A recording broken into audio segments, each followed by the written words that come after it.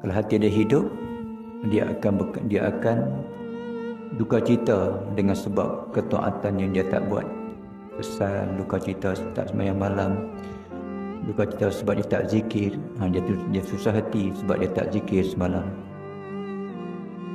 Dan dia menyesal di atas dosa yang dia buat. Itu tanda kata hati dia hidup.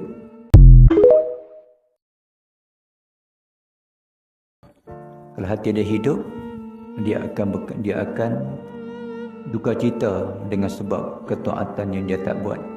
Kesal, duka cita tak sembahyang malam, duka cita sebab dia tak zikir. Dia susah hati sebab dia tak zikir semalam.